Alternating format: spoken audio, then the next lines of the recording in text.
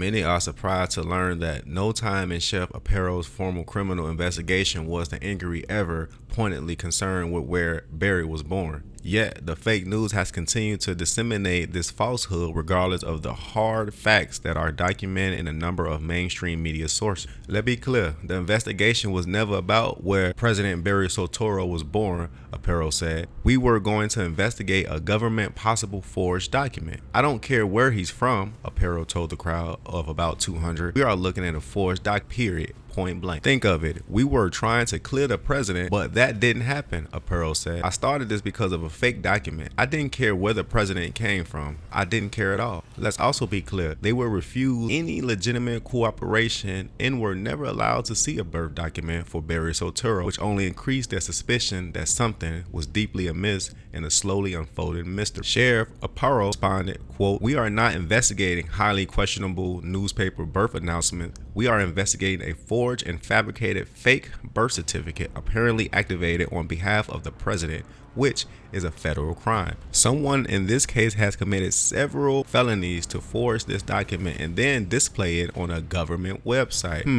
Why in the world would any legitimate American-born president not want the citizens of America to see his original paper copy birth certificate, backed up by the microfilm copies if necessary, especially if this eligibility to legitimately hold the office was in serious question?" Chef Arpaio has said on numerous occasions, quote, "If Obama would just do that, this whole issue would be over the very same day," unquote. Arpaio also mentioned, quote, "Show us the microfilm," he demanded, unquote, which he said a while back. Show us the microfilm and we'll go back home and forget this. But until then, where's the microfilm? Is it in Hawaii, the Department of Health? What's the big secret, unquote? Let's be clear, Barry Soetoro never did offer the microfilm of the certified hard copy paper document. On the day Barry signed Executive Order 13489, he also made a statement for public record. Given what we know now about Barry's years of obfuscation concerning practically every element of his own past, his words had an ominously phony ring to them. Let's be clear, y'all. Barry Soetoro administration in his final year in office spent a record $36.2 million on legal costs defending its refusal to turn over federal records under the Freedom of Information Act. That's crazy. This man spent all this money just to hide the fact that he wasn't born here. Not only that, to make matters infinitely worse, as late of June 10, 2018, the nation learned another scandalous fact regarding the Barry administration, quote, wholesale destruction, unquote,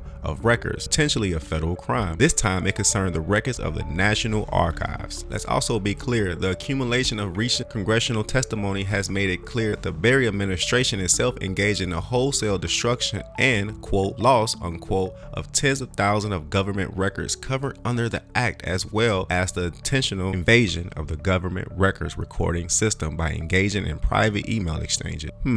Let's be clear. So far, former President Barry Soetoro, former Secretary of State Hillary Clinton, former Attorney General Lynch, and several EPA officials have been named in offenders. Let's also not forget that the IRS suffered record loss as well.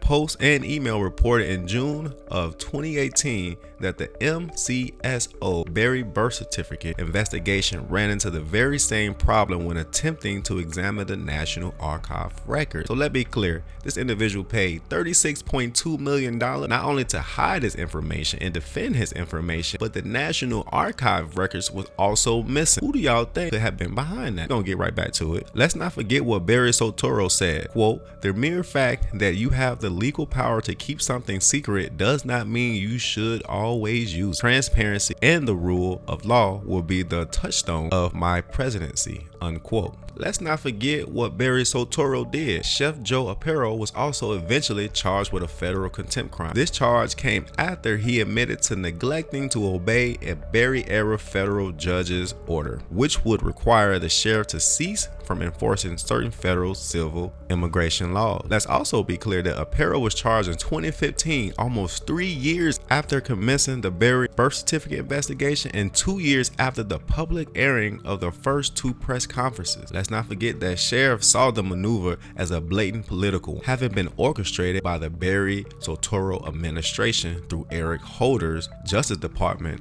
as payback for conducting the Berry birth certificate investigation. Interesting, y'all. We're gonna keep going. Trump pardoned Chef Arpaio in August of 2017. The act of exoneration wasn't supposed to even happen as far as the deep state had been concerned. Arpaio and his lawyer, Mark Goldman, said they did not contact Trump during this period, nor did they ask anyone in his administration for a pardon. Quote, "I didn't ask for the pardon," Arpaio said. "President Trump wanted to do it because I think he understood what I was going through," unquote. Let's not forget that Trump had issued yet another embarrassing challenge to Berry. In October of 2012, Trump offered Berry $5 million, y'all, to a charity of his choice if Berry would cough up his other sealed identifying documents, namely his college records and his passport application. We ain't gonna do too much. Also, let's never doubt Hillary was supposed to have won the 2016 presidential election as far as the deep state players were concerned. Practically all the official quote-unquote polls had promised them that she would win right up until the day of the election, y'all. If Hillary had won, the former Chef Arpaio would have served time in a federal prison and would be political discredited forever. We ain't gonna do too much, y'all. This part 2, I got many more parts coming on the way. We just breaking down the details right now just to get everybody informed on what really was going on around Chef Arpaio's actual arrest and the pardon of him by Trump. Y'all let me know, why did this individual spend $36.2 million defending his actual birth certificate if he is so-called born in Hawaii? Not only that, where are them archive records? We need some answers, Barry. Know that Big Mike been in the background hiding, but we ain't gonna do too much.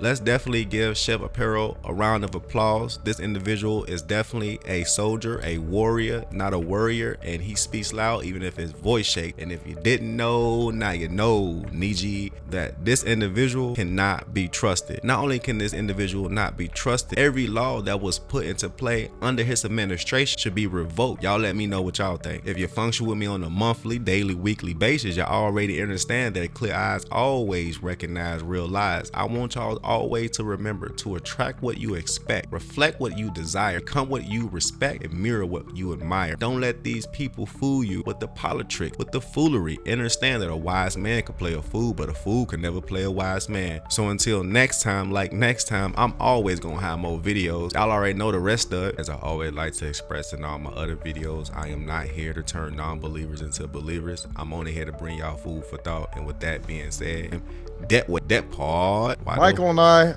also want to acknowledge. I mean, this dude is a genius.